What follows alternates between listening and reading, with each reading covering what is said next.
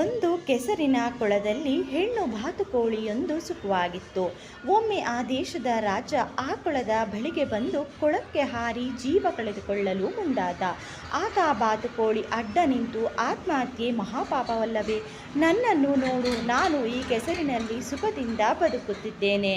ನೀನು ನೋಡಿದರೆ ಯಾಕೆ ಹೀಗೆ ಆತ್ಮಹತ್ಯೆ ಮಾಡಿಕೊಳ್ಳುತ್ತಿರುವೆ ಎಂದು ಪ್ರಶ್ನೆಯನ್ನು ಮಾಡಿತು. ಅದಾದ ನಂತರದಲ್ಲಿ, ನೀನು ರಾಜನ ಹಾಗೆ ಕಾಣಿಸುತ್ತಿರುವೆ, ಯಾಕೆ ಸಾಯುತ್ತೀಯಾ ಎಂದಿತು. ಅದಕ್ಕೆ ರಾಜ, ಈ ವರ್ಷ ಕ್ಷಾಮ ಬಂದಿದೆ, ಈ ಕಾರಣ ಹೇಳಿ ಪ್ರಜೆಗಳಿಗೆ ತೆರಿಗೆ ಕೊಟ್ಟಿಲ್ಲ. ಅರಮನೆಯ ಪರಿವಾರದವರಿಗೆ ಊಟ ಮಾಡಲು ಹಿಡಿ ಕಾಳುಗಳು ಇಲ್ಲ. ಶತ್ರುಗಳು ಬಂದರೆ ಎದುರಿಸಲು ಸೈನಿಕರಿಗೆ ಕೊಡಬೇಕಾದ ಸಂಬಳಕ್ಕೂ ಗತಿಯಿಲ್ಲ. ಇಂತಹ ಅವಮರ್ಯಾದೆಯಿಂದ ಬದುಕುವ ಬದಲು ಸಾಯುವುದೇ ಮೇಲಲ್ಲವೇ ಎಂದ. ಅದಕ್ಕೆ ಬಾತುಕೋಳಿ, ನಾನು ಹಲವು ಚೀಲಗಳಲ್ಲಿ ತುಂಬ ಕಾಳು ಸಂಗ್ರಹಿಸಿಟ್ಟಿದ್ದೇನೆ.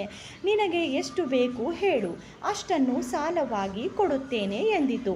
ರಾಜ, ಎಲ್ಲಿದೆ ಬೇಗ ತೋರಿಸು, ಬಂಡಿಗಳನ್ನು ಕಳುಹಿಸಿ ಅರಮನೆಗೆ ಸಾಗಿಸುತ್ತೇನೆ ಎಂದಾಗ, ಬಾತುಕೋಳಿ ಕೊಂಡು ಹೋದದ್ದನ್ನು ಮತ್ತೆ ಯಾವಾಗ ತಂದು ಕೊಡುತ್ತಿ ಎಂಬುದನ್ನು ಹೇಳಬೇಕಾಗಿಲ್ಲ, ನಾನೇ ಕೊಡುತ್ತೇನೆ. ರೈತರಿಗೆ ಫಸಲು ಬಂದಿದೆ, ಬಿತ್ತನೆ ಆರಂಭಿಸಿದ್ದಾರೆ, 4 ತಿಂಗಳಲ್ಲಿ ಕೊಯ್ಲು ಆಗುತ್ತದೆ. ನಿನ್ನ ಸಾಲಕ್ಕೆ ಬಡ್ಡಿ ಸೇರಿಸಿ ಇಲ್ಲಿಗೆ ತಂದುಕೊಟ್ಟು ಹೋಗುತ್ತೇನೆ ಎಂದು ಭರವಸೆ ನೀಡಿದಾಗ, ಬಾತುಕೋಳಿಯು ಕಾಳಿನ ದೊಡ್ಡ ರಾಶಿಯನ್ನೇ ರಾಜನಿಗೆ ಸಾಲ ಕೊಟ್ಟಿತು. ಎಲ್ಲವನ್ನು ರಾಜ ಅರಮನೆಗೆ ಸಾಗಿಸಿದ. ಅರಮನೆಗೆ ಸ್ವಲ್ಪ ದಿನವಾದರೂ ಬರದ ಕಾರಣ ಅರಮನೆಗೆ ಬಂದು ಬಾತುಕೋಳಿ, ನನ್ನ ಸಾಲವನ್ನು ಈಗಲೇ ಮರಳಿಸು ಎಂದು ಕೇಳಿತು.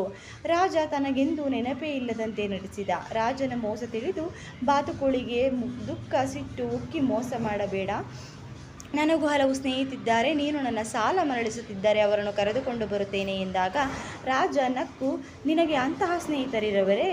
ಅಬ್ಬಬ್ಬಾ, ನೀನು ಯಾವ ದೇಶದ ರಾಣಿ ಎಂದು ಪ್ರಶ್ನಿಸಿದ. ನಿರಾಶೆಯಿಂದ ಬಾತುಕೋಳಿ ಮರಳಿ ಕೊಳಕ್ಕೆ ಬಂದಿತು.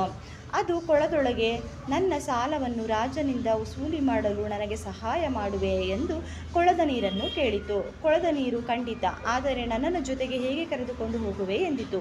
ಅದಕ್ಕೆ ಬಾತುಕೋಳಿ ಕೊಳದ ಎಲ್ಲ ನೀರನ್ನು ತನ್ನ ಚೀಲದೊಳಗೆ ತುಂಬಿಕೊಂಡು ಹೊರಟಿತು. ಆಗ ಅದಕ್ಕೆ ಕಣಜದ ಹುಳು ಎದುರಾಯಿತು. ಬಾತುಕೋಳಿ ಅದರಿಂದ ಸಹಾಯ ಕೇಳಿದಾಗ ಅದು ಒಪ್ಪಿತು. ಕಣಜದ ಹುಳುಗಳನ್ನು ಚೀಲದಲ್ಲಿ ತುಂಬಿಸಿ ಬಾತುಕೋಳಿ ಅರಮನೆಗೆ ತಲುಪಿತು. ಮತ್ತೆ ಯಾಕೆ ಬಂದೆ ಎಂದು ರಾಜ ಕೋಪದಿಂದ ಕೇಳಿದಾಗ, ಕೊಟ್ಟ ಸಾಲ ಮರಳಿ ಪಡೆಯುವುದಕ್ಕೆ ನನ್ನ ಕೆಲವು ಗೆಳೆಯರನ್ನು ಕರೆದುಕೊಂಡು ಬಂದಿದ್ದೇನೆ ಎಂದಿತು. ಮುಂದುವರಿಯುವುದು.